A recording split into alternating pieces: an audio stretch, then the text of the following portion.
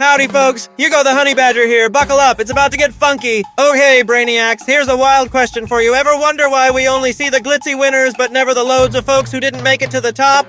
Pause for a moment. Alright, let's roll. We're diving into survivorship bias today. It's when you just see the big wins and forget all the epic fails, which kinda makes success look way easier than it actually is.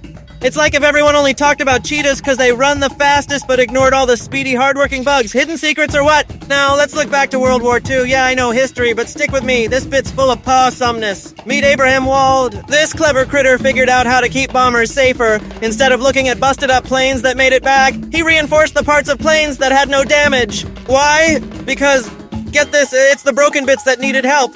Typically, the places that had no hits on returning planes meant those parts were the strong ones. Mind-blowing. His work saved loads of planes.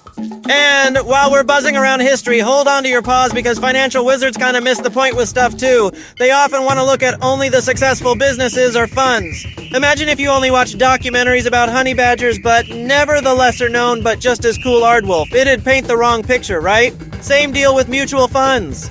Now, let's trot into pop culture a bit. Nassim Taleb's book, The Black Swan, chats about this too. Says we tend to overlook silent evidence, stuff that didn't make it big. And now, hold on to your fur. This next bit is bonkers. Check out Joseph Banks Rhine. He thought a few folks had super senses, like real-life superheroes.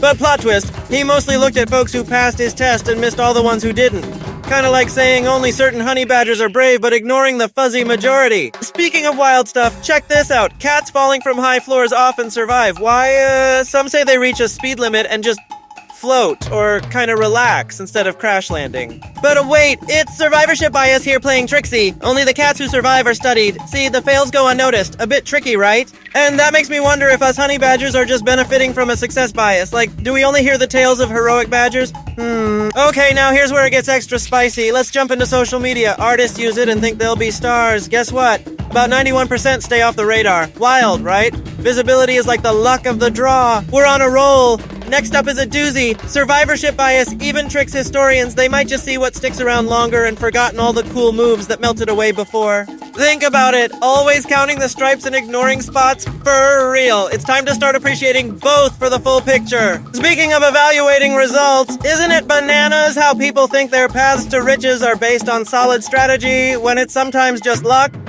Over-optimism can lead to some funky acrobatics.